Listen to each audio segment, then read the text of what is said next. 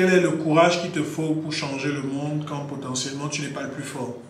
Parce que ça, c'est notre histoire aujourd'hui. L'Afrique peut changer le monde, mais on a le retard de celui qui n'est même pas le plus fort. Donc, à travers les héros, c'est comment est-ce que des personnages qui doivent changer un monde géopolitiquement complexe peuvent y arriver alors qu'ils commencent avec le plus bas potentiel au vu des retards qu'ils ont pris. Bonjour la famille, nouvelle journée, nouvelle aventure, ok? Là, on s'en va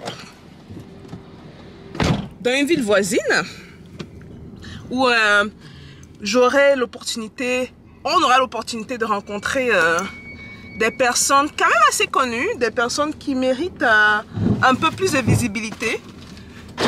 Déjà connues, plus la diaspora américaine, je dois préciser, mais qui méritent un peu plus de visibilité.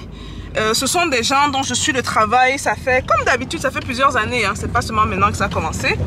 Mais lui, la personne spécifique, ça fait depuis 2015, je dirais, hein, 2014, 7 ans.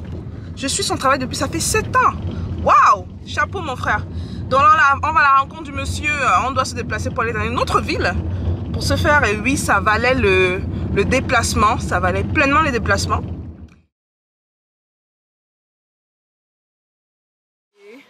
Bienvenue dans le monde de Kiro Games. Est-ce que vous êtes prêts?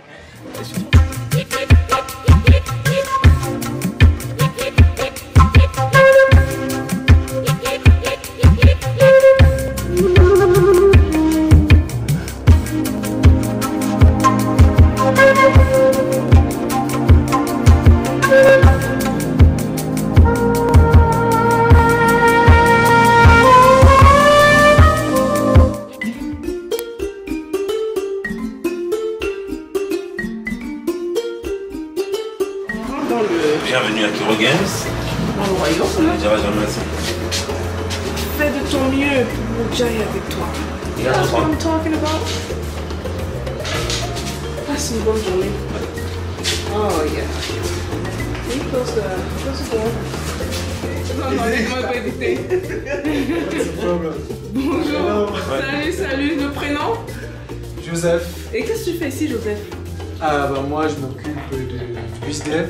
Je m'occupe d'apporter, de chercher, de trouver des financements déjà pour tous nos projets. Là tu as notre business, tu as notre brand manager. Ici. Là c'est la marque Orion. Orion. Et Orion a des itérations. Nomboa Orion. Oui. Okay. Il y a Orion PC, il y a Orion. Et Ubuntu aussi. Et Ubuntu. Mais moi j'ai du brand manager. Et business, c'est lui qui nous amène les millions. Ok. Donc c'est lui qui a la honte. C'est lui qui a la honte. C'est une bonne transition à la vidéo. Tu arrives, on va continuer 2 secondes pour faire une début. Te présenter comment je trouve.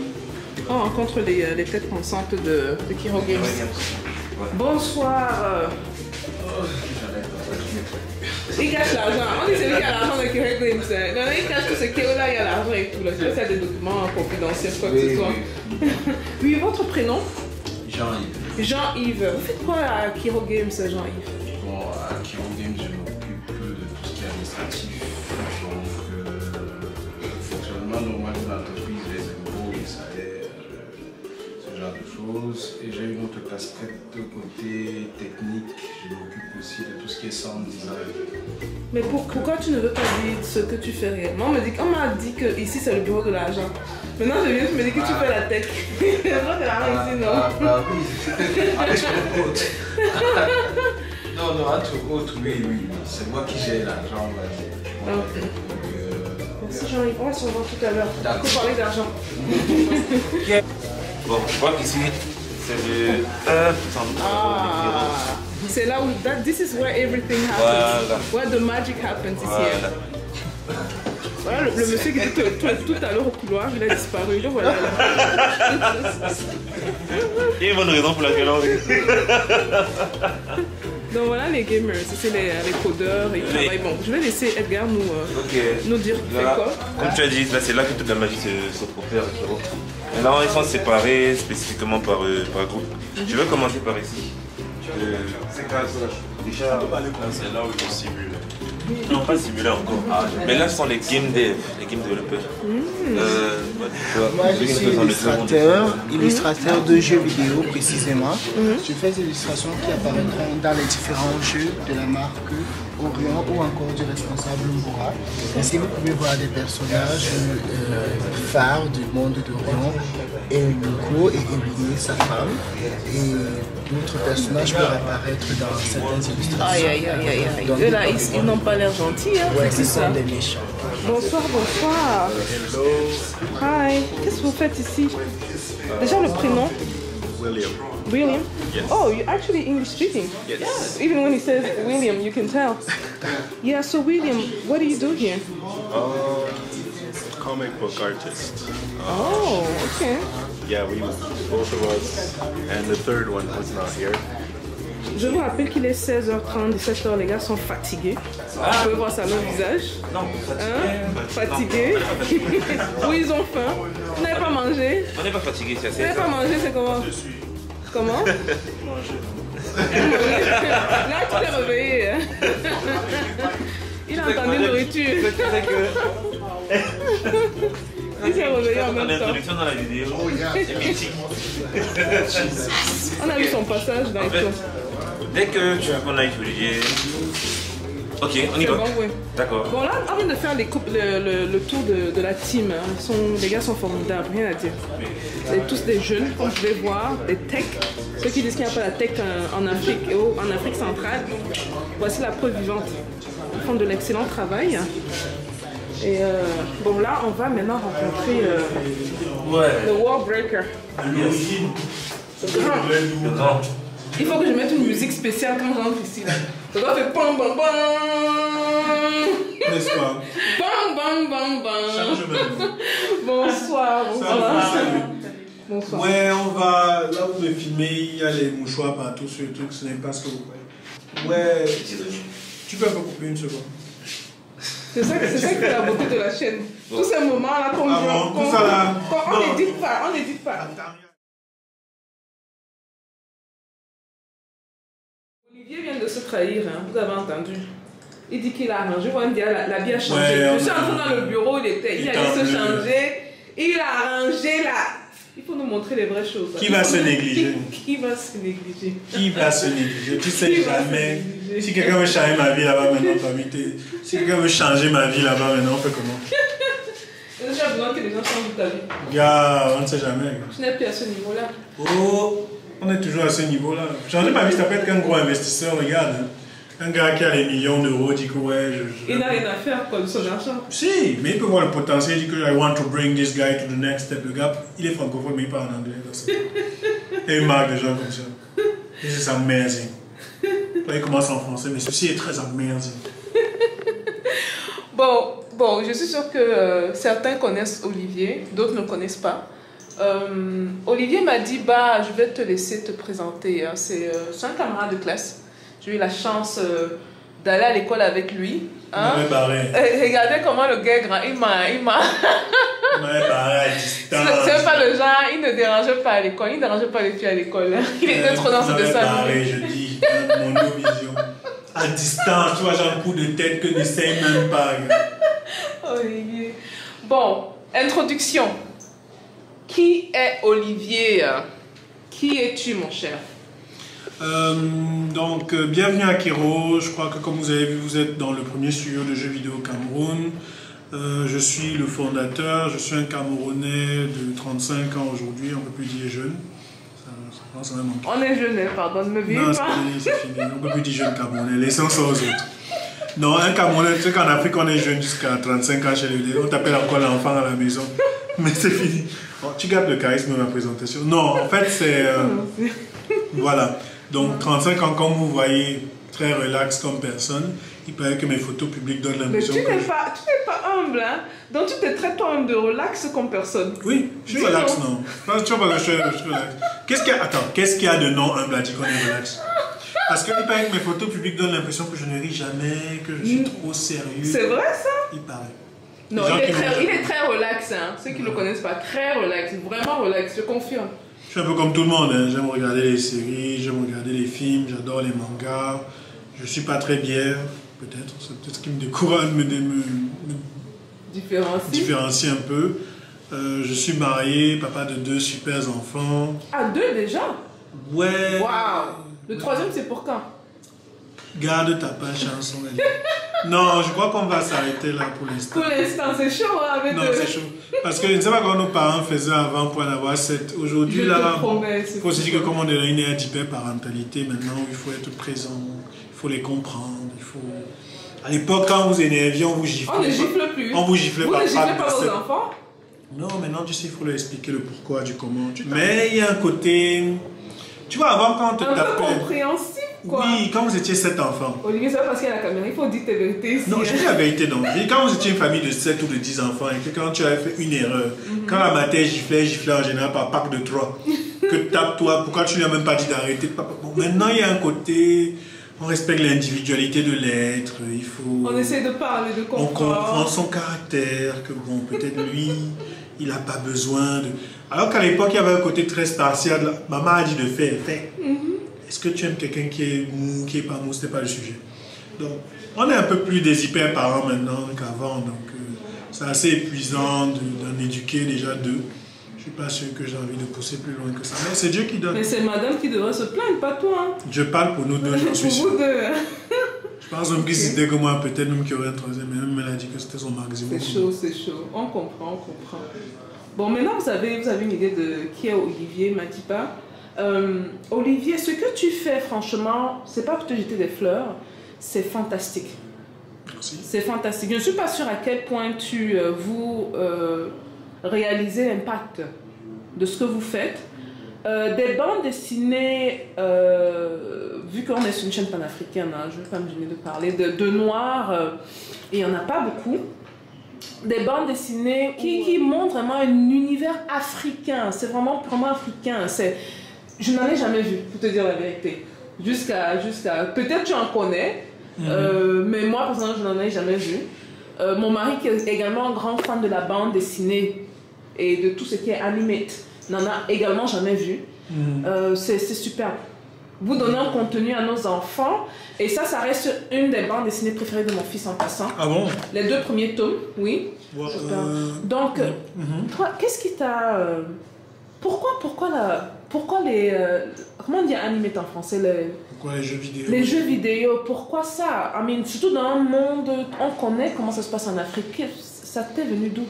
Bon, déjà, il faut préciser que je ne fais pas ça seul. C'est un travail d'une équipe. Je n'ai pas fondé ça seul. C'est toute une équipe et des cofondateurs qui sont avec moi. Certains ne sont plus là, mais c'est eux qui ont amené ça jusqu'ici. Pourquoi est-ce qu'on a fait ça? C'est classique, hein. En fait, en général, c'est un peu comme quand tu demandes à un musicien pourquoi il fait la musique. Ça commence par le fait d'aimer écouter de la musique, donc d'aimer jouer à des jeux vidéo. Et après, tu franchis un palier d'utilisateurs où au lieu de consommer, tu veux produire pour que les gens consomment aussi ce que tu as fait. Ça, c'était la toute première raison qui a initié le rêve. Maintenant, quand on s'est lancé dedans, on s'est dit, on ne veut pas faire des... On ne veut pas créer un univers où les héros sont noirs et où en fait tu as juste l'impression de revivre Dragon Ball Z avec des noirs. Ça, c'était quand on était jeune, à 16 ans, 18 ans, c'était le rêve. Mais quand on s'est lancé de façon pro en 2013, on a dit non les gars, il faudra que on apporte quelque chose qui fasse qu'effectivement ce soit africain. Mais on a poussé la barre au-delà du folklore, hein. Donc c'est pas genre oui c'est africain, tu vois les gens les pagnes, le ndolé, les expressions, ça tu auras ça. Mais on s'est dit ce serait beaucoup plus intéressant de mettre en avant des valeurs africaines qui peuvent servir au monde entier. Donc par exemple dans Orion, les valeurs qui sont mises en avant c'est la volonté, quel est le courage qu'il te faut pour changer le monde quand potentiellement tu n'es pas le plus fort. Parce que ça c'est notre histoire aujourd'hui, l'Afrique peut changer le monde, mais on a le retard de celui qui n'est même pas le plus fort. Donc à travers les héros, c'est comment est-ce que des personnages qui doivent changer un monde géopolitiquement complexe peuvent y arriver alors qu'ils commencent avec le plus bas potentiel au vu des retards qu'ils ont pris. 1. De 2, il y a une très belle histoire de courage, de travail sur soi qui sert à des Africains, mais qui fait que même si tu es esquimau et que tu lis ça, ça te touche. Puisque même toi, tu as les mêmes défis. Maintenant, une deuxième chose, c'est on voulait écrire des histoires qui, effectivement, seraient toujours centrées sur le travail, on va dire, le développement personnel, en fait. nos œuvres ont une haute portée de travail personnel. Et la touche africaine, c'est de l'orienter pas forcément sur un côté capitaliste, de travail en toi pour dominer les gens. Non, mais c'est plus travail en toi parce que tu fais aussi partie d'une chaîne. Et ça, c'est très africain, de ce qu'on appelle la chaîne de l'héritage. On est là parce que les gens ont cru en quelque chose. On est là parce qu'il y a eu des combats pour qu'on soit libre, il y a eu des combats pour qu'on soit encore... Et il y a d'autres combats en cours pour qu'on soit encore plus libre. Donc, si tu veux changer les choses pour l'Afrique ou pour le monde autour de l'Afrique, sache que tu n'es pas seul. Il y a un écho d'humanité en Afrique comme ailleurs, d'êtres humains qui ont donné leur vie pour que ta vie à toi soit mieux aujourd'hui.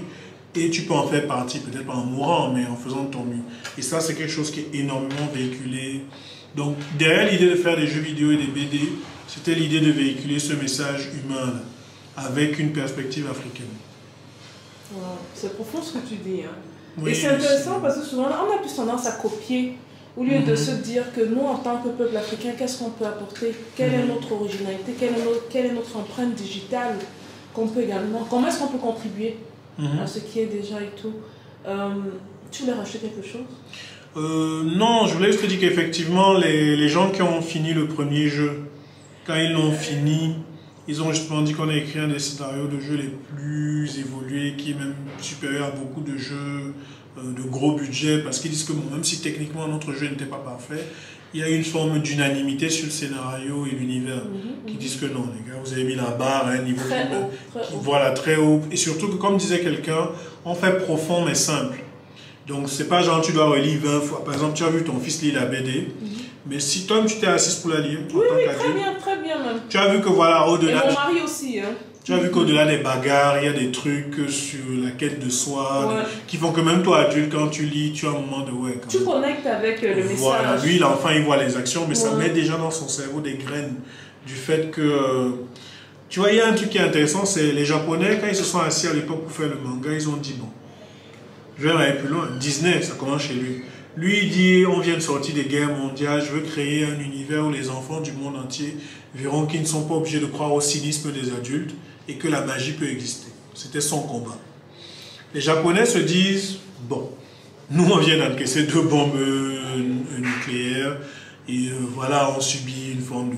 On va créer des héros qui vont faire comprendre à notre jeunesse que l'important c'est de toujours se relever, de toujours s'entraîner pour devenir plus fort. Donc il y avait un côté l'entraînement rend plus fort même si tu commences plus faible. C'est ce qui véhicule dans tous leurs mangas, les Dragon Ball Z, tout ça. Ça vient de ça. Donc Orion, nous on s'est dit tiens, ce serait quoi le paradigme que nous Africains on voudrait poser sur la notion de la force? Et effectivement, si vous remarquez bien dans Orion, c'est établi que même si dans l'univers, le héros doit s'entraîner et autres, mais on devient plus fort dans Orion quand on sait qui on est. Ça, c'est la clé de notre univers. C'est-à-dire, l'Orion en tant qu'énergie ne réagit qu'à ceux qui ont répondu aux questions de qui suis-je. J'aime ce que tu dis. En fait, on devient plus fort quand on sait qui on est. Et quand on sait qui on est, c'est même compliqué parce que dans le monde d'Orion, c'est même pas comme s'il y a des temples où vous devez aller, on va vous donner les réponses de la vie. Il y a un côté construis-toi toi-même, ce qui est un peu, je crois, qu'on comprend, qu'on grandit, que bon, en fait, on n'a pas forcément un destin préécrit. Il y a qui on choisit d'être et qu'est-ce qu'on fait pour le devenir. Et toute l'histoire ne tourne qu'autour de ça. Même quand les gens s'affrontent dans Orion au final, ce n'est jamais un affrontement de je suis le gentil, tu es le mauvais. Bon, même si après les héros peuvent le prendre comme ça, mais ils mûriront après pour comprendre que, gars, en fait, c'est un problème de qui je suis contre qui tu es. Donc quand il affronte son beau-frère, c'est au final l'honneur qui affronte la révolution. Il y a un moment devant, il affronte et c'est l'honneur qui affronte la misogynie. Après, ils ont la colère qui affronte la trahison, ou la colère ou l'honneur qui affronte l'égoïsme. Donc je représente un aspect de l'humanité, j'affronte un aspect que toi tu as en face.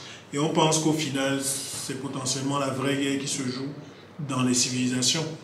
Si vous regardez derrière l'argent et autres, ça reste une guerre de comment nous on voit le monde, contre comment vous voulez, etc. Et c'est tout ça qui est condensé dans cette petite histoire, mine de rien. Ce que tu dis est très intéressant parce que souvent les gens ne réalisent pas le pouvoir de l'imagerie. Les gens regardent les États-Unis aujourd'hui comme étant États-Unis à cause des images qu'ils ont vues à la télé, des gratte-ciels qu'ils ont vues à New York, de belles maisons qu'ils ont vues de ce côté-là. Mais quand il s'agit de l'Afrique, on a tendance à aller dans... C'est pas très beau souvent. Et donc de créer cet univers pour nos enfants, c'est crucial. Oui. C'est super important. Qu'est-ce que tu as à dire? Parce que souvent, comment est-ce qu'on peut faire la connexion entre l'image, je vais mettre juste mon écran sur, les gens regardent un peu, sur l'image et sur les connexions que ça fait dans la tête de nos enfants? D'accord, je vais le dire parce que j'ai observé ça sur mon propre fils. L'image de ce qu'on appelle l'être, entre guillemets, supérieur qu'on a dans l'esprit. Tu vois, genre, aujourd'hui, par exemple, mon fils, il regarde beaucoup du Disney, donc quelque part, quand souvent il veut atteindre un certain niveau de valeur, il me dit, papa, je vais manger beaucoup et être fort comme Hercule. Tu vois? Comme Hercule. Comme Hercule. Okay. Je vais mettre une photo, hein, vous allez oui, oui, le Hercule de Disney, parce qu'il est fan de Hercule. Mais il y a un truc, c'est qu'il est aussi fan du Roi Lion. Tu vois un peu, ou par exemple, il dit, je veux être fort comme le père de Simba, je veux... Il a moins de 6 ans, donc dans son cerveau, les valeurs qu'il a, il est motivé à les atteindre par rapport au héros qu'il a. Mais maintenant, dans sa chambre, parce qu'il est peut-être encore trop jeune pour lier ça, dans sa chambre, je lui ai mis un poster de Enko et Ewine. Donc, ce qui fait que... Oh, Enko, oui, lui, Enko et Ewine. Ce qui fait donc qu'aujourd'hui, effectivement, il a un truc que moi, je n'avais pas à son âge, c'est... Il me dit souvent, je veux être fort comme Enko. Je veux être grand comme lui. Je veux être truc comme lui. Et ce que ça va créer chez lui, c'est... Ça va le décomplexer de beaucoup de choses. C'est-à-dire, il ne va pas grandir avec le sentiment qu'il appartient à une race inférieure. Parce que ça, c'est ce que ça va déconstruire. Il aura le sentiment que non, en fait, j'appartiens à une partie de l'humanité qui a des héros aussi, et je ne serai pas, entre guillemets, constant. Parce que ça a l'air de rien, mais le fait de ne pas se voir grand, de ne pas avoir une vision de soi, tu vois, le fait que nous on a grandi, on sait que Eto existe, on sait que ce que ça a installé chez nous, c'est qu'il y a une forme de vous ne pouvez pas me parler fort, je sais ce que je veux. Je vais m'aller plus loin. J'ai réalisé par exemple dernièrement que quelque chose par exemple que nos grands-parents n'avaient pas, et peut-être même presque nos parents, c'est qu'ils pourraient te dire que s'ils apprenaient que bon, tu es en route et tu apprends qu'il y a je sais pas moi, un étranger qui a giflé un Camerounais juste par impression de supériorité raciale, eux, ils couraient se cacher. Genre, je ne veux pas les problèmes. Ce qui, nous, aujourd'hui, dans notre mindset, c'est en mode, on préférerait mourir qu'accepter, par exemple, de repartir être esclave. Ça, ils ont installé ça chez nous, tu vois. Mais on a quand même hérité d'une forme de complexe qui fait que si quelque chose n'est pas validé ailleurs, on ne respecte même pas seulement ça chez nous-mêmes. Maintenant, sur la nouvelle génération, quand tu leur donnes des héros comme ça, ce que ça va générer chez eux, c'est qu'ils vont grandir avec encore plus de confiance en eux. Et les adultes que tu obtiens dans 20 ans, ce qui n'est rien, nos enfants ont 20 ans très vite. À 20 ans, quand même toi, tu seras peut-être même plus complexé encore. Genre non, vraiment, n'allez pas lutter contre la néocolonisation. Vous ne savez pas parce que toi-même tu auras des réflexes qu'on t'aura donnés. Et ils te diront jamais, mieux ils nous tuent. Ce que nos parents font aujourd'hui, quand toi tu fais des challenges civilisationnels, eux ils se demandent où toi tu prends ce courage-là. Tu vois un peu. Parce que toi tu as eu plus d'images positives que eux. Toi tu as eu des Sankara, on t'a parlé de Sankara en bien, eux on leur disait que c'est un rebelle. Tu vois un peu, non. C'est la force que l'imagerie a. Et je vais dire par exemple que moi j'ai été très nourri au manga. Je vais m'aller plus loin sur le pouvoir de l'image sur les gens. Je pense que tous les humains, les hommes, les grandes femmes, au final, quand tu es à un carrefour de ta vie, paradoxalement, c'est souvent dans les poèmes, les contes que les gens trouvent l'inspiration pour avancer quand tout est dur. Je crois que souvent, tu vas avoir des hommes politiques qui vont te dire que bon, ils étaient bloqués et ils sont allés lire un poème sur l'Odyssée. C'est là où ils se sont retrouvés à comprendre comment sortir d'un problème. Moi, il est arrivé de nombreuses fois où j'étais bloqué en tant qu'homme d'affaires, mais bizarrement, la réponse m'est venue d'un manga qui symboliquement, les héros vivaient un combat, mais la notion qui était mise derrière cadrait avec ce que je vivais. Donc il y a un moment, quand tu grandis dans l'imagerie, tu apprends à décoder les messages des auteurs. Derrière, là où les gens voient seulement la bagarre, toi tu vois un message souvent plus profond que l'auteur t'a donné pour toi qui cherches ta route. Et ça, c'est quelque chose que nous on va apporter parce que je l'ai vu dans des mangas sur des problèmes, mais je sais que par exemple que Orion l'explique avec mes problèmes à moi qui sont souvent plus liés aux façons dont les cartes me sont distribuées. Ça, c'est quelque chose qu'on voulait apporter. Donc, je sais, si tu es adulte et que tu joues Orion, les Africains qui ont fini Orion ont vécu une histoire totalement différente de ce que les autres qui ont quand même aimé ont vécu. Voilà. Donc, quand tu finiras par exemple le tome 2, toi, en tant qu'Africaine, tu verras beaucoup plus de choses que quelqu'un d'autre et tu seras contente que ton enfant, par exemple, les voit. Par exemple, tu seras contente de voir ton fils, ou même ta fille d'ailleurs, voir une héroïne, parce que la reine n'a pas la langue dans la poche. Tu seras contente de voir comment un couple, pour une des premières fois dans un monde imaginaire, la femme n'est pas soit un homme déguisé en jupe, psychologiquement, soit une sorte de potiche qui dit juste que oh, tu es trop beau. Non, elle est quelqu'un qui a une force féminine, mais qui est un peu comme nos sœurs, là, que quand tu lui parles, elle te dit que tu parles comme ça, qui pas parce qu'on est dans les problèmes, tu vois un peu. Donc, et qu'elle voit en plus comment après, ton fils qui voit comment est-ce qu'un homme qui peut un peu se perdre parce qu'il a agacé, après se ratue et demande pardon. Genre, je m'excuse, t'as mal parlé, c'est parce qu'on est stressé, on est exilé, mine de rien, mais tu as raison, on doit discuter ensemble pour prendre une décision. Tu dois te rendre compte que subitement, il va se rendre compte que tiens, un homme fort au final doit communiquer avec sa compagne. Et ça, c'est le genre de choses. Et tu vois comment une femme, parce qu'à travers l'héroïne, tu as une femme qui, bizarrement, arrive à être légale sans écraser le gars non plus. En mode que, tu vois, le grand dilemme d'aujourd'hui, de comment est-ce qu'on arrive à se respecter tout en respectant aussi nos différences, parce que mine de rien, c'est pas à toi la fille de porter le gaz. Le gars peut aussi aller souvent dans la cuisine, mais c'est pas non plus un drame s'il compte sur toi pour lui faire la cuisine. Il y a tous ces débats. Ah, on va pas dans ça. Hein? Non, j'emploie dedans pour dire que ce n'est pas ton devoir d'être humain. Qu'on s'entende bien. Tu n'es pas né sur terre pour faire la cuisine au gars. Mais quelque part, comment est-ce qu'on pourrait faire pour que... Ou tu peux l'être aussi, hein? Il y a des femmes qui sont à l'aise. C'est là où j'allais venir, que ce soit un choix, mais que ce soit toujours basé sur quelque chose de respectueux. Parce qu'il faut qu'on ait ce débat en tant qu'être humain du genre, ok, par exemple moi, il y a des jours où beaucoup de jours, je garde mes enfants, tu vois, un peu pendant qu'elle est en train de lancer son restaurant, ma femme. Vous entendez ça, les gars? Si Olivier lui-même garde des enfants, là, c'est quoi votre excuse, hein? Bon. C'est une question d'équilibre. Parce que, par exemple, tu as un couple, moi, ça ne me dérange pas. Tu as des trucs, par contre, que moi, je déteste faire. Je donne un exemple. Je déteste habiller les enfants quand je finis les laver. C'est vrai? Donc, ouais, je suis du genre, je peux laver les gosses. Mais pitié, prends-les, tu les habilles. Tu vois, ce genre de petits équilibres qui font qu'au final, mais ça ne s'est pas fait en un jour, on a clashé, le bantou, à moi, n'était pas d'accord au début. Mais elle m'a éduqué. Tout comme aussi, je lui ai fait comprendre que bon, ne viens pas régler tous tes combats dans ma maison non plus.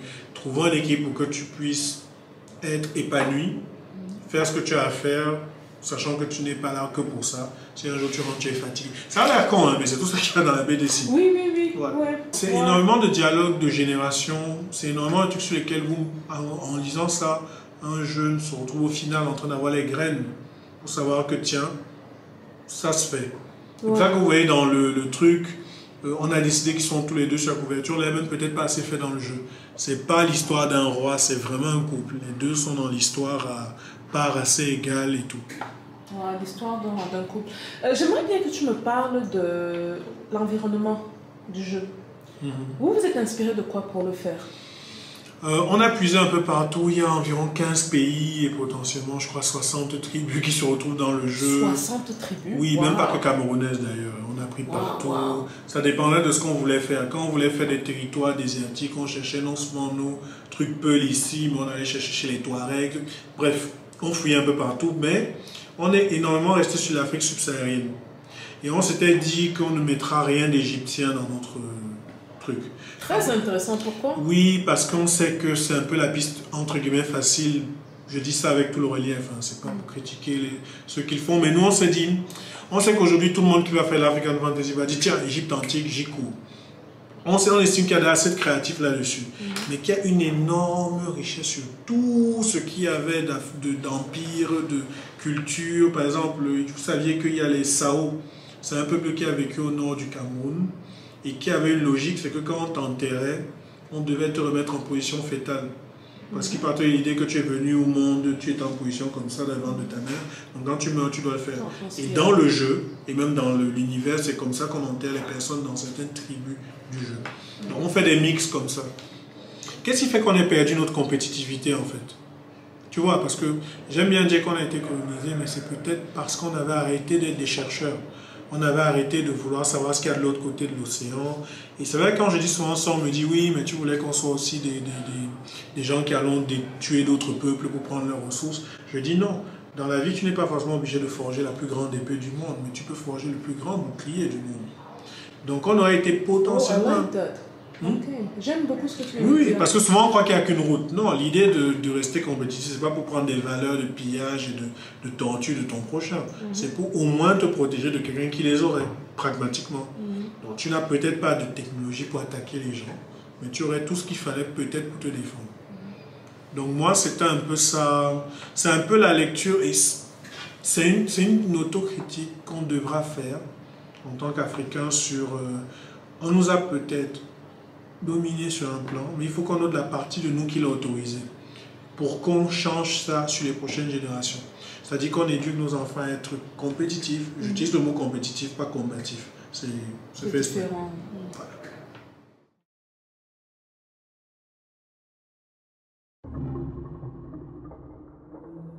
John isomblabele jisongongisi Tora ambombilonge ndi tobiba. John higimur alama yingel isulinyengem. Higimur binam anyinje aye. Higimur anyenyi hen komisi uke. La nyen jelu yongiye. Jelu kena iyi. Inyou la lèvre. Zin la bétève.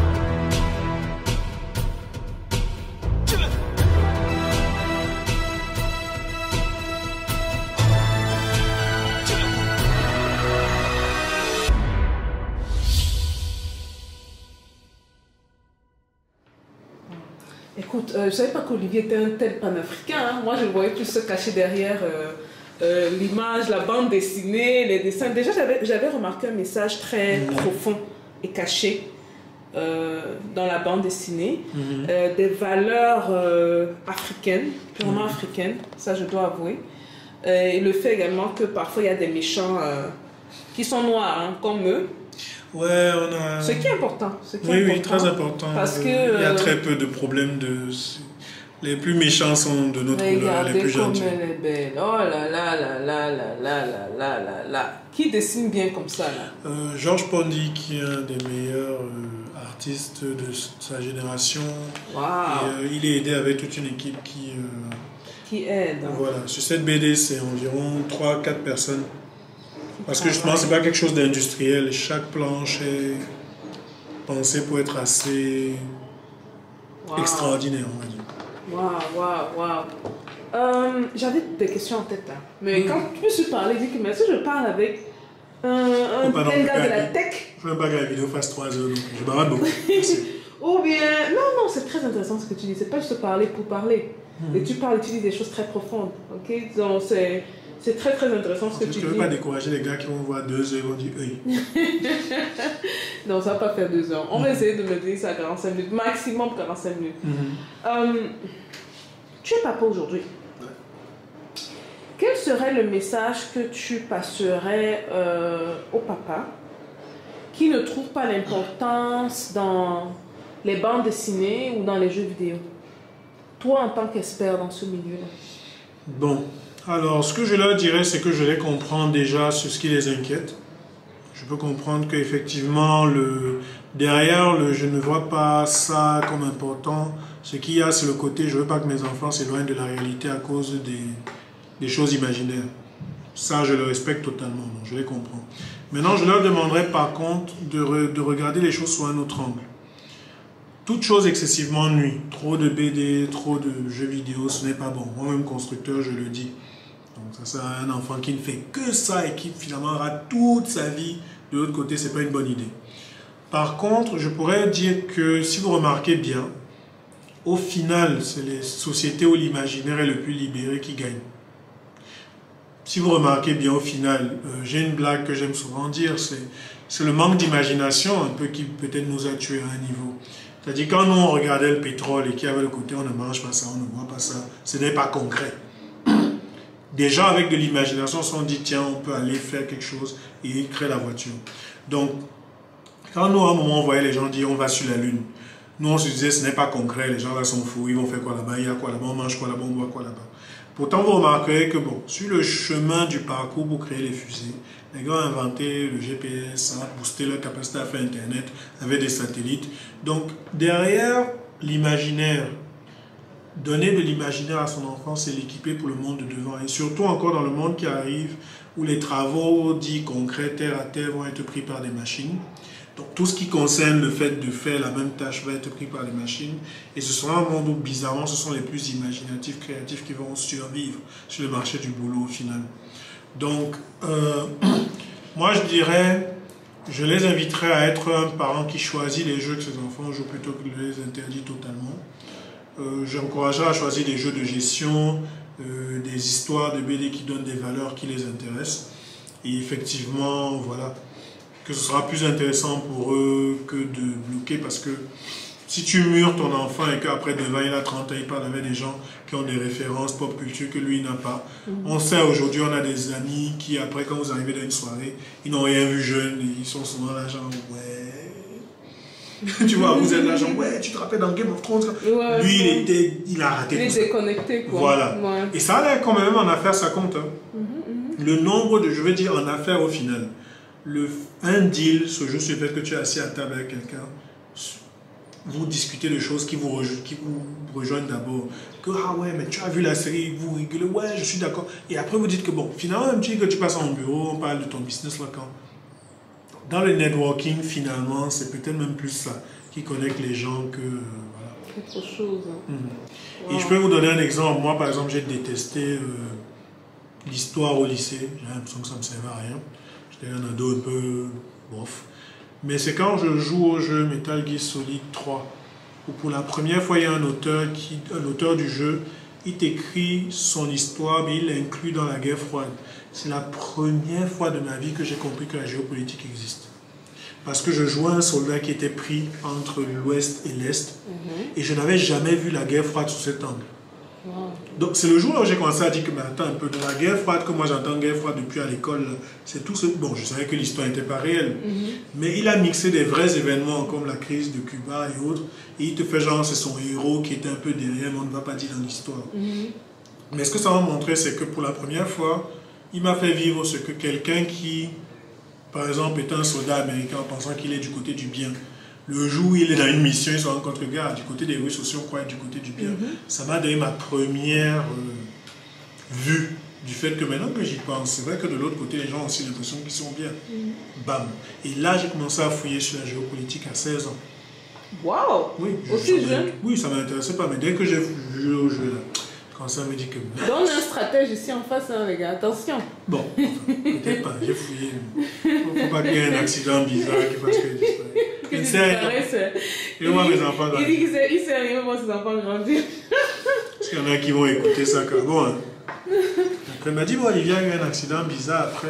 Mais il dit que moi, j'étais avec lui là. Il a eu un interview qui est sorti. Qu'est-ce qui s'est passé? Ouais, c'est Corona. Non. Je ne sais rien, les gars. Pardon. Superbe. Est-ce que c'est facile dans le monde comme l'Afrique de développer ce genre? Parce qu'aux États-Unis, il y en a à gogo. Au Japon également, on allait jusqu'au Japon. À cause de mon mari, juste parce qu'il est passionné par ça. Il y en a à gogo. Mais en Afrique, au Cameroun, est-ce que c'est facile de se faire comprendre dans notre milieu? Bon, je dirais que c'est difficile partout, c'est juste pas la même difficulté. Tu as dit une chose aux États-Unis, au Japon, il y en a à gogo. Donc, effectivement, le drame, c'est qu'il y a quoi, 20, 30 mangas qui sortent par jour. Donc, quand tu sors ton manga, oui, il y a c'est un truc astronomique là. En fait, je crois que par an, il y a un truc comme 10 nouveaux mangas, presque, de quelqu'un qui sort une nouvelle série. Donc, ce qui fait que le niveau de saturation est tel que la difficulté que les gars vivent là-bas, c'est d'exister. Tu vois, c'est... Oui, donc, tu te fais comprendre, mais il y a trop de gens compris, donc il n'y a presque plus de place pour toi. Maintenant, ici au Cameroun, tu as une autre difficulté, c'est qu'effectivement, ici, voilà, il faut MDA que ton truc arrive à sortir. mais quand il sort, il est plus vite remarquable. Donc, c'est une question de quelles sont tes forces et tes faiblesses. Nous, le plus dur, c'est de sortir le truc, mais quand il sort, tu vois, là, aujourd'hui, on a fait une BD, tout le monde en parle, parce qu'il n'y a rien. Donc, pour moi, je le vois un peu plus comme une chance, au final. Donc, l'Afrique a l'avantage d'avoir un marché vierge, sur lequel tu vas te taper le travail du pionnier, qui doit éduquer les clients, qui doit, oui. Mais quand tu te le tapes, tu peux vite redevenir un géant par rapport à l'autre côté, là, au gars. C'est déjà tellement saturé. Parle-nous du processus un peu, parce que souvent, les gens ont tendance à voir ce qui est aujourd'hui. Ils ne voient pas tout ce par quoi vous êtes passé pour arriver où vous êtes aujourd'hui. Est-ce que tu peux nous parler du processus rapidement, de où vous avez commencé, avec quoi vous dealez? On a toujours présentement mes coupures de courant et tout le reste. Avec quoi vous dealez et où vous êtes rendu et où vous voyez plus tard? D'accord. Donc, pour aller très rapidement, ça a commencé 2003, 2008. Dominique et moi et un autre ami, on apprend à faire des jeux vidéo amateurs via Internet. 2003? Oui, ça commence en 2003 en fait. Donc on parle, attends un peu, 2003. Oui, mais on n'avait pas pour... En 2003, on ne savait pas qu'on allait ouvrir un studio pro. Pour nous, c'était, on fait ça en amateur dans notre chambre d'études. Il y a de cela 18 ans? Oui, okay. Dominique et moi, il y a 18 ans, on fait des jeux... Il y a une vidéo qui montre comment Orion a évolué de 2003 à 2015. Okay. Il y a une première version d'Orion en 2003, très amateur, qui a existé. Donc ça commence par là en fait. Okay. Ensuite, mais l'idée c'est qu'on était jeunes et qu'on disait ouais on va faire un jeu amateur et un jeu Ubisoft va nous repérer, va nous débaucher pour qu'on vienne à Mbengue travailler. Mais on était jeunes. C'est pas comme ça que ça marche. Nous on croyait que c'était comme dans le football. Et encore, le mot football c'est pas comme ça que ça marche. Donc ensuite, il y a la réalité, la vie qui nous touche un peu. Les gens voyagent, on se perd de vue. Mais moi je continue un peu le projet. 2012, déclic, je me rends compte que tiens on vend les jeux par internet. Je vois les budgets des jeux qui ne marchent pas en Europe, aux États-Unis, les gars claquent les 30 millions de dollars, ce genre de truc. Bref, je me dis, ouais, si moi me donne 1 million, mon frère, qu'est-ce que je vais faire avec ici? Et je me rends compte que c'est la première fois que j'ai le courage d'aller ouvrir Excel pour dire que tiens, si je fais un jeu au Cameroun et que je vends en Europe et aux États-Unis, je me rends compte qu'à mince, avec très peu d'argent, genre 300 000 dollars, à l'époque c'était même 120 000 dollars qu'on voulait, je fais un jeu. Et s'il fait, entre guillemets, des petites ventes en Europe, gars, pour eux, ce qu'eux, ils appellent échec commercial, là, pour moi, c'est la paix sûre. Tu vois un peu. Bam, et là, j'étudie le projet sérieusement. Et 2013, on ouvre ce studio aussi. Mais il faut noter que quand on fait le projet, les gens ne voulaient pas financer. Les gens classiques, souvent, on n'a même pas franchi l'étape du courrier de la banque. Et du coup, on fait de l'equity crowdfunding. Donc, on ouvre notre capital, on dit aux gens qu'on va faire un studio. Les gens achètent des actions. Et on fait le premier jeu. Maintenant, 2013 à 2016, on réussit le miracle de sortir Orion, l'héritage des Corodan. Parce qu'entre-temps, les gens disaient qu'on n'avait jamais sorti le jeu, c'était trop ambitieux, on n'a pas le CV. Voilà. J'avoue que si j'avais l'expertise que j'ai aujourd'hui, si moi-même je me voyais d'avant, j'avais dit comme bon, le jeu que tu veux faire là, tu as même porté un café dans un studio de jeux vidéo. Donc, même moi aujourd'hui qui sais, je n'allais pas forcément croire en moi. Donc, c'est pour dire que l'ignorance a du bon. C'est une bonne chose de ne pas être trop expert. Quand tu es trop expert, ça te paralyse même. Le jeu sort, succès technique, succès critique, mais on a fait des petites erreurs de business et on n'est pas ceux qui gagnent le plus d'argent sur ce jeu aujourd'hui. Donc il a 100 000 ventes, mais je ne veux pas dire que j'ai touché l'argent des 100 000 ventes. Là. Il y a eu des mauvais... Comment on dit, on était un peu comme les artistes qui signent et qui n'ont pas l'argent de leur premier album eux-mêmes. Donc là, on a effectivement une période très sombre parce que c'est 10 ans, 15 ans de boulot qui ont donné d'un point de vue créatif, mais d'un point de vue argent, c'est pas ça. Donc j'étais en train d'expliquer que voilà, notre studio a pour ambition d'avoir 10% de ce marché qui arrive.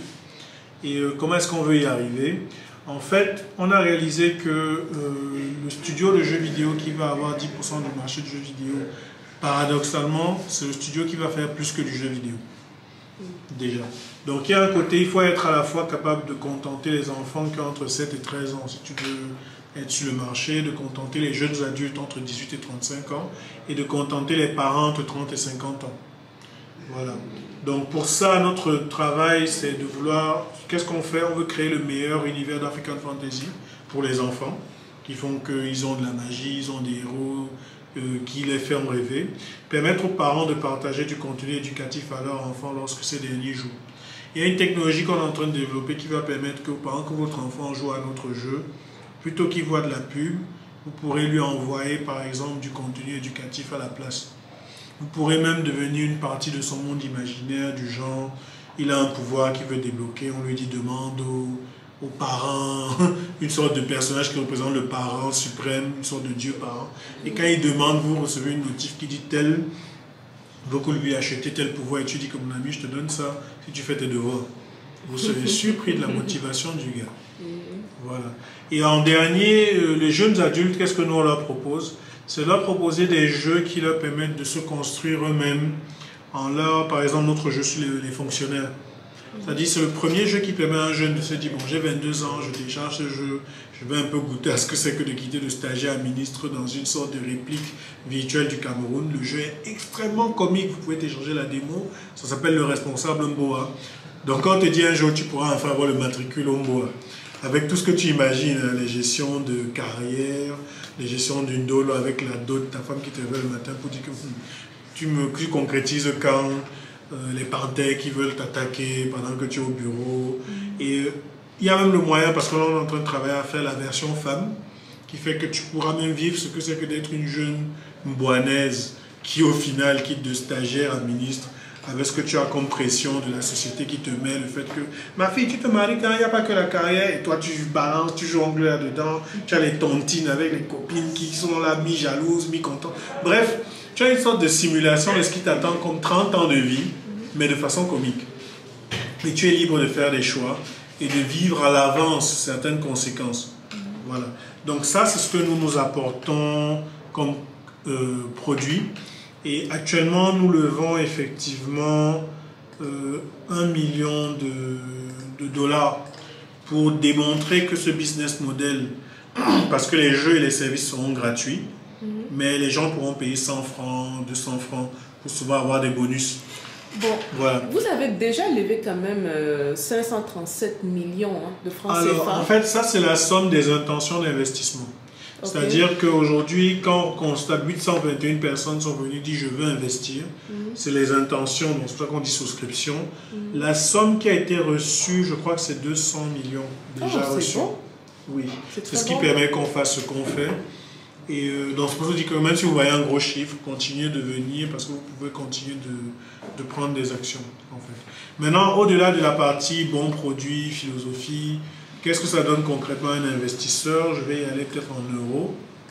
Alors aujourd'hui, si tu mets 440 € sur Hero Games, tu peux avoir ton argent de deux façons. Soit par valuation, c'est-à-dire la valeur de l'action va monter. L'action, ça coûte 0,59 €, hein, mais il faut prendre un paquet minimum de 440. De 740 actions à 440 €. Et nous, on dit d'ici 2026, parce que quand nous, on a réussi à avoir plus de users, donc quand notre boîte a par exemple à 500 000 users, la valeur de l'action monte, etc. Tu vas te retrouver avec une valeur qui va être peut-être 3 fois le prix de l'action de départ. Ce qui se passe, c'est qu'on peut vous dire qu'il y a aujourd'hui de grands fonds d'investissement, ceux qui ont dit que réussissez d'abord, on met l'argent après, qui vont dire que hey, là, l'histoire là a marché, maintenant nous on veut investir.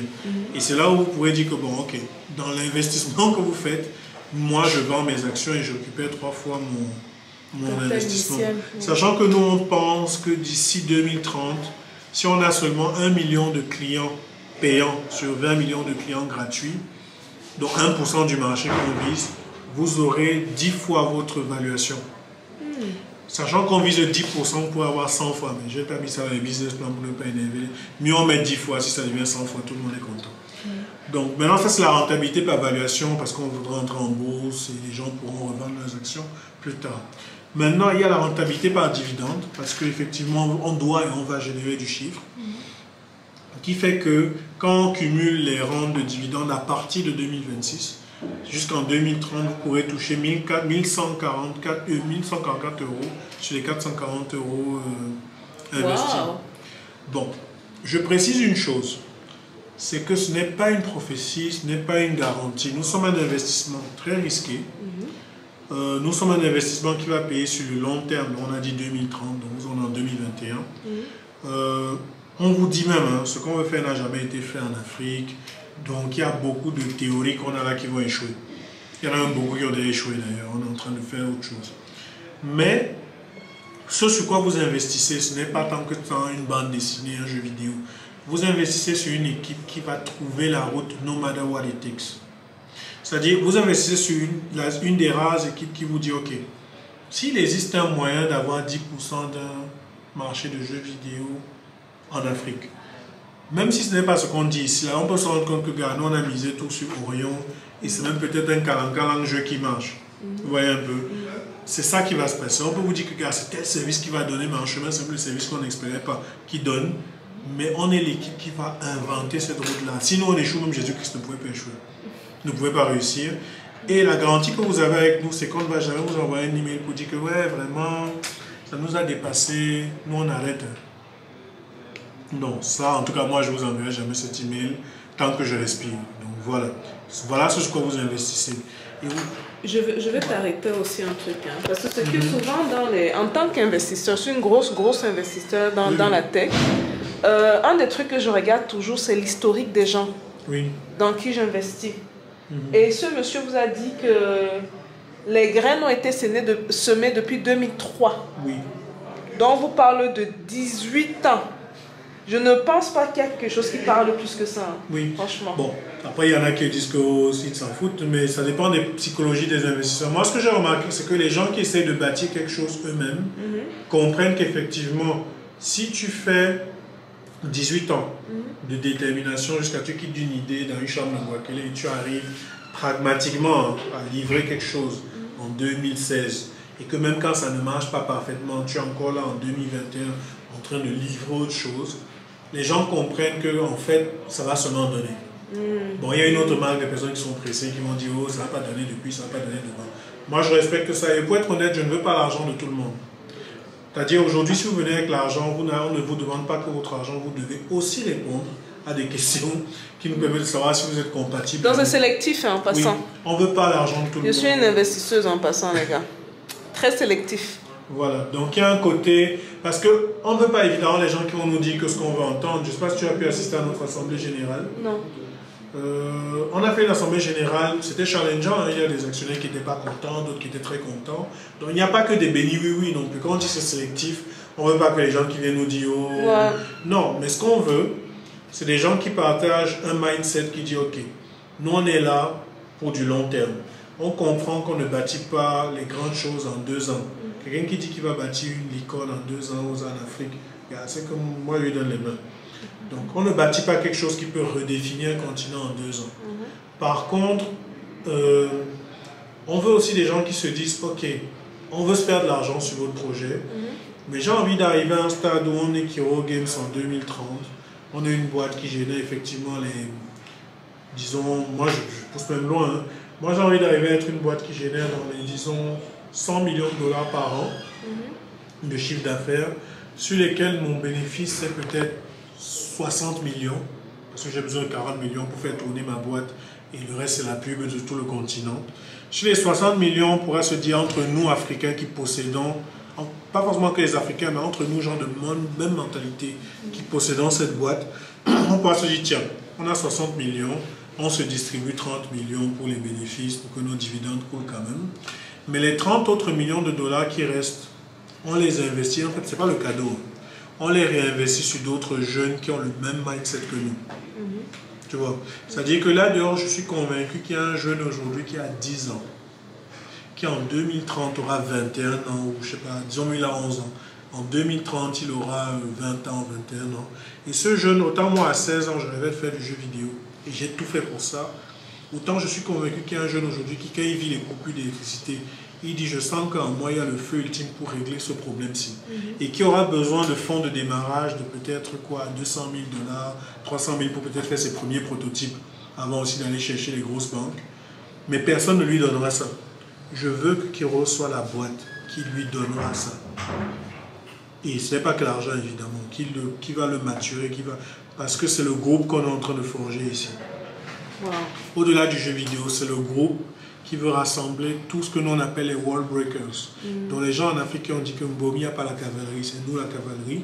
Mais au-delà de la philosophie que les gens font les trucs tous les jours, les conférences, pour dire les jeunes Africains, après dès que tu veux financer, tout le monde lâche de la pièce. Disparaît. Non, nous on veut créer le groupe qui va glaner de l'argent, mais qui va l'injecter chez les gagneurs. Voilà. Et après, nous, moi je sais une chose, c'est que quand on va se retrouver entre nous comme ça, de gens qui travaillons et qui livrons, on change de continent. Après, sur 2030, 2040, les gens ne vont pas comprendre ce qu'on a fait. Oui, et c'est surtout aussi ça, il faut que les gens apprennent à voir le potentiel. Et moi, en fait, il a eu à le dire durant toute l'interview. Je pense que si les gens se posent encore les questions, c'est qu'ils n'ont pas bien écouté. Donc, je les réinvite à réécouter l'interview. Ils ont pu faire des miracles malgré le fait qu'ils n'avaient pas assez. Malgré le fait et puis, bon, pour ceux qui sont déjà venus en Afrique, on a certains challenges ici. Les coupures de courant. Comment quelqu'un peut coder, comment quelqu'un peut travailler sans courant.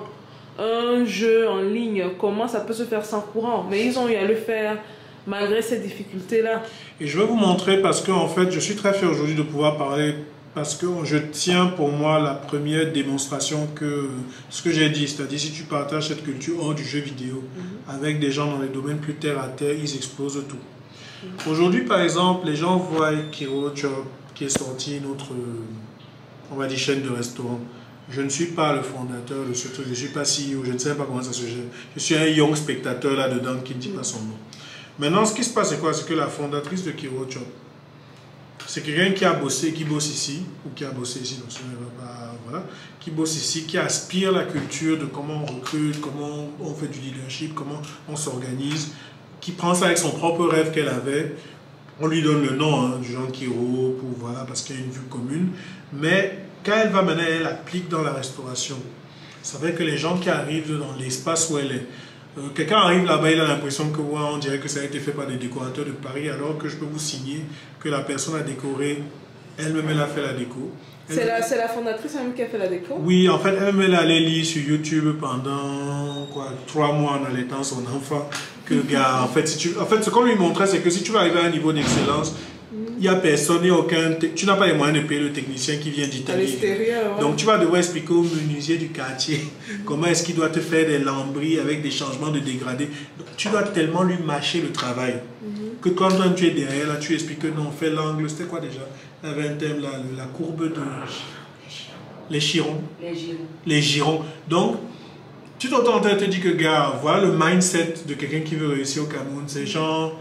Je dois tout être moi-même pour que ça sorte le résultat que vous voyez là. Et en parallèle, on a le chef des programmeurs de jeux vidéo. En parallèle, il a un business où il vend du poulet. Donc lui-même, il a son business qu'il a ouvert, où il vend le poulet. Et sur lequel on a un peu investi. Il fait ça le week-end, je ne sais pas comment il fait. Parce que c'est le gars qui bosse jusqu'à 22h, mais il trouve encore moyen de gérer les poulets à 23h. Je ne sais pas comment ce gars fait. Mais ce qui est intéressant, c'est qu'ils bossent ensemble. Donc tu as elle qui fait la restauration, lui qui fait du poulet. Et vous vous rendez compte qu'elle appelle à 19h, elle dit je n'ai plus de poulet. 19h12, elle est livrée.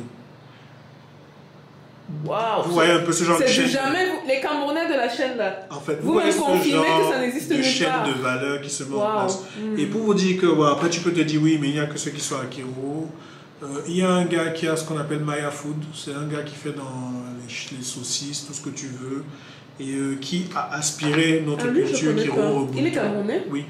Il fait Maya Food. Et il a aspiré un peu la culture Ubuntu, au-delà évidemment de sa propre niaque et autres. Et le fait est que comme il a un peu aspiré de ça, quand elle commande des saucisses chez lui, c'est aussi une certaine qualité qu'elle obtient. C'est un certain niveau de relation client qu'elle a avec lui. C'est lui-même, c'est un autre... il me donne même des leçons sur ma propre culture. C'est pour te dire, lui, il a atteint un niveau... Tu vois, souvent, tu écris ta chose, quelqu'un vient te donner les leçons sur ça. Ah ouais, non. Donc, lui, il a un niveau, c'est stagiaire, donne même dans les conférences. Et moi, je lui dis, c'est un peu mon frère.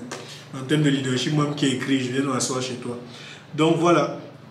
Ce qui fait qu'aujourd'hui, on a la preuve, micro-truc, que quand des gens absorbent cette façon d'être, de traiter les autres, de quête de l'excellence permanente, de se former en permanence, avec nos réalités camères, ils atteignent un résultat qui est supérieur à tous ceux qui sont en train de se battre les uns contre les autres, et tout ça. Et ça, maintenant, nous, on se dit, il y a moyen que dans le groupe, qu'on est en train de créer, sur lequel quand vous investissez sur les jeux vidéo, qui seront un peu la colonne vertébrale, en réalité vous êtes en train d'investir, je répète, sur un laboratoire qui fabrique l'Afrique de demain. Ça j'en suis sûre, à 200%. Voilà. Les gens me posent souvent des questions, quel genre d'investissement ils peuvent faire. Je vous incite grandement à faire un tour du côté de Kiro Games. Ils vont où exactement pour avoir plus d'informations? Alors, je crois que dans la vidéo, tu vas mettre le lien, parce que si vous allez sur notre page Facebook, où vous allez trouver des publications épinglées où il y a toujours le lien pour devenir actionnaire. Donc tout se passe en ligne, il suffit, vous aurez accès à cette page, où vous aurez toutes les infos et vous allez après nous dire combien vous voulez investir et on vous enverra les documents plus élaborés. C'est disponible en anglais et en français.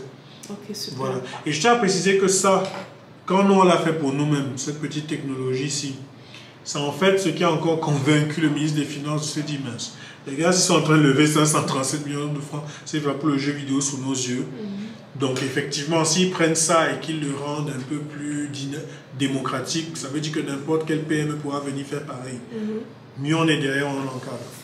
Olivier, lui-même. Kiro d'ici 2040, vous voyez où? Bon, d'ici 2040, qu'est-ce que je vois qu'on a réussi? Donc j'ai 55 ans presque par là en 2040, je pense. Comment est-ce que je vois les choses?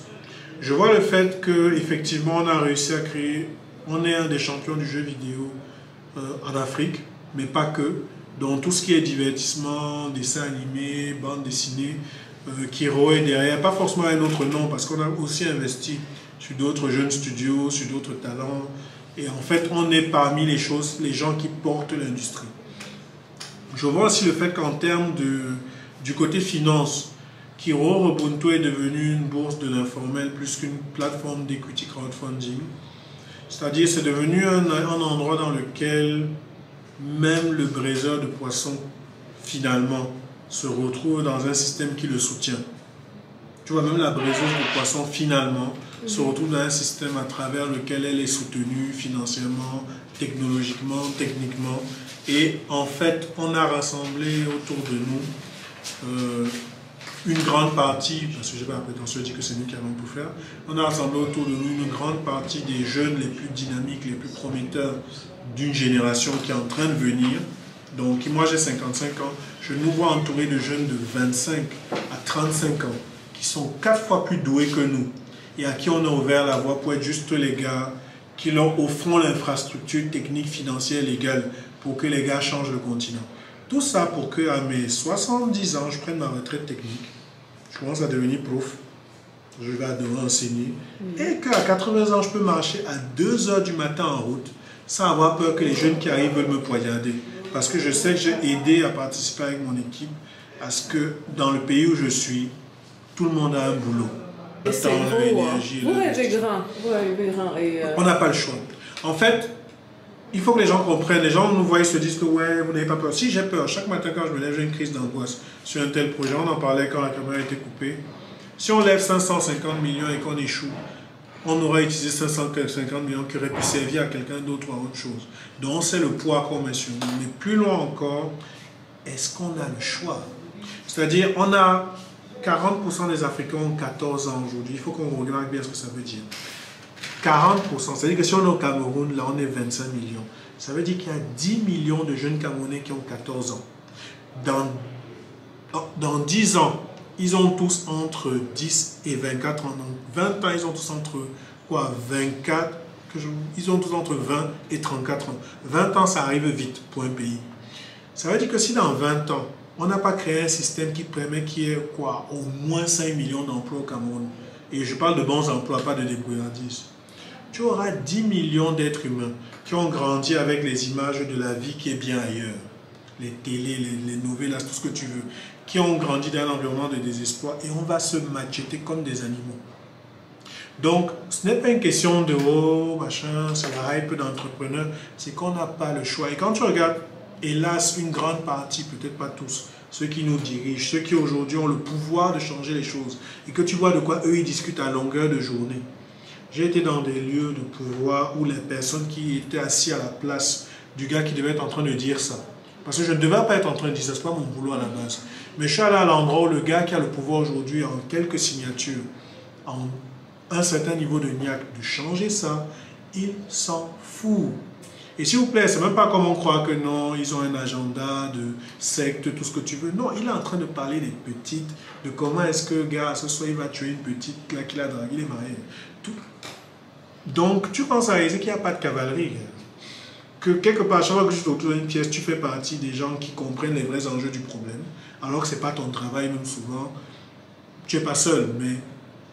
Donc tu as ce gars, j'ai un devoir, si je veux moi-même avoir ma vie en paix là-devant. Ça va être moi ou pas moi. Bon, pas moi seul, mais quand je dis moi, je veux dire le symbole de tous les jeunes d'ici, dans d'autres boîtes, à la diaspora. Toi, par exemple, qui fais cette vidéo, il y a un côté, si tu ne fais pas, qui va faire? Exactement. Tu vois un peu? Voilà. Si tu attends que CNN descende à chaque fois ici, voilà. Ils sont venus quand même. Et il est passé à CNN. Ah, Olivier, ça, ce sont les gros mots là-bas. CNN. Bon, c'est pas comme vous croyez. Bon. Donc, pour finir sur une note plus joyeuse, en fait. S'il te plaît. Donc, en gros, ce que je peux dire, c'est que Kiro Games, on est une petite équipe pour l'instant de 23 personnes qui a un gros cœur comme ça. Mais notre gros cœur est basé sur l'idée de divertir, inspirer et soutenir. On crée des jeux vidéo à forte portée narrative pour les enfants, les grandes personnes, pour que dans la distraction, on grandisse. Mais on veut aller plus loin que ça parce que notre parcours fait qu'on a un accident qu'on peut répliquer sur notre culture d'entreprise, notre culture de leadership, dans la façon dont on se finance.